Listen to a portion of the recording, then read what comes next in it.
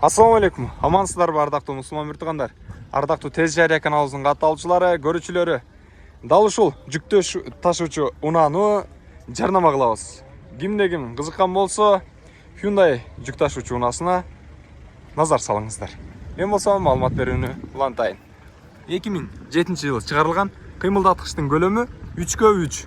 Расход 10 литрден башталат. Коробка механика. Баасы болсо 900 000. Телефон номерлери бул жерде жазылып турат. Жакшылап жазып алыңыздар. Мен сырткы көрүнүшүн көргөзөйүн сиздерге. Кошумча 2 дөңгөлөк дагы бар, жаңы. Мынакей. Көрдүңүздөр, 5 тоннадан ашык жүк алат. Узундугу 5/30 ма? 5/30. Көрдүңүздөрбү? Узундугу, борттун узундугу. Ал эми туурасы 2/30. Бул унааны алсаңыз өкүнбөйсүз. Анткени жылкы, ат, тай, торпок, өгүз, мал жандыктарын ташууда жана ошондой эле башка тиричилик кылууда аябагандай сонун кызмат кылат. Мына листтин астында атайын жыгач төшөлгөн. Жыгачтын түбүндө дагы лист бар. Мына көрдүңүздөрбү?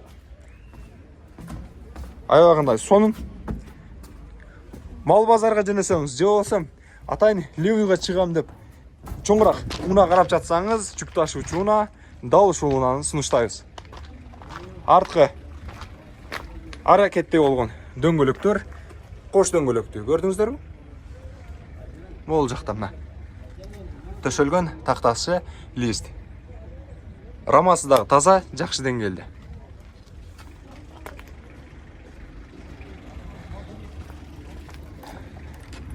Салонунда бир катар көргөзүп кетейин.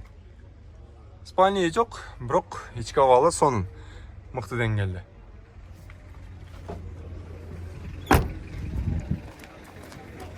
Hyundai жүк ташуучу унаасын сиздерге жарнама кылдым. Баасын болсо 900 000 дедим. Эгерде кимде кимге жаккан болсо, тезирээк батыраак номерлерине байланышыңыздар дагы алып калыңыздар. Жарнама кызматы Тез Жария каналы болду. Дагы бир жолу ассаламу алейкум. Көрүшкөнчө сак саламатта туруңуздар.